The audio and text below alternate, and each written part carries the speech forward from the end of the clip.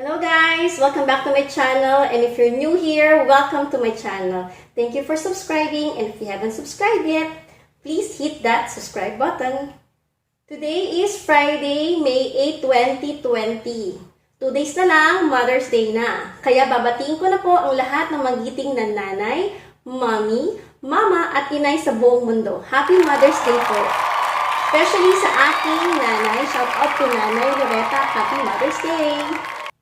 Alam ko, ngayong quarantine, mas lalong punong abala tayong mga nanay sa ating mga tahanan dahil sa pagluluto, pagdilinis at sa pag-uhumsali sa mga bata.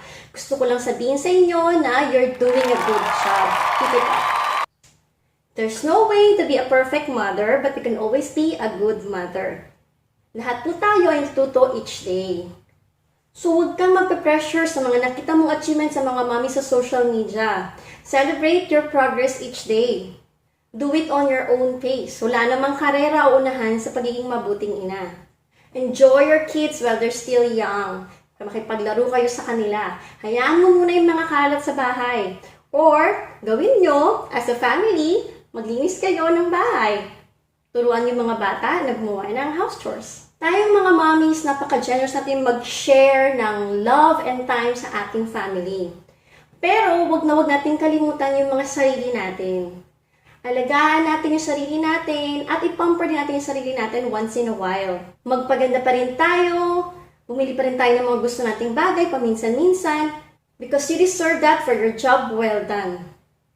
Pero aminin nyo, pa nasa mall kayo, mas una nyo pa rin naiisip yung mga family member nyo kapag may mga nakita kayo sa mall. Mas sila pa rin yung unang naiisip nyo na bilihan kaysa sa sarili natin. Siguro ganun talaga kapag nanay ka na talaga. Yung dating grabe tayong mag-shopping para sa sarili natin, bumili ng makeup, bumili ng damit, magagandang sapatos. Ngayon, pa nasa mall tayo, nakita natin yung mga gamit ng pambata, gamit para sa asawa natin, or yung pagpapaayos ng bahay natin, pagpapaganda ng bahay natin. Ngayon, quarantine, nakakatuwa din. Patitignan mo yung positive side niya. Kasi nagkaroon ako ng time para magluto para sa family ko. Mas nagkaroon ako ng time para matry yung mga gusto kong itry na lutuin para sa kanila. Kasi yung anak ko, akala nila chef yung nanay nila. Kung ano-ano yung mga nire-request nila. Akala mo nasa restaurant kung maka-order. Pero sa totoo lang, masaya kahit nakapagod. Kasi feel na feel mo na the best mom ka kapag sarap na sarap sila kapag tinitikman nila yung ginawa mong food, yung niluto mong food para sa kanila. So kayo, ano ba yung mga tinry nyo, mga bagong lutuin, bagong i-bake para sa family nyo this quarantine? I'm sure relate na relate kayo kasi lahat tayo naging favorite chef ngayong ECQ. Today, gagawa tayo ng leche flan na I'm sure ma-impress ang inyong family pag ginawa nito. Dahil garantisadong super creamy at tasty ang leche flan na ito.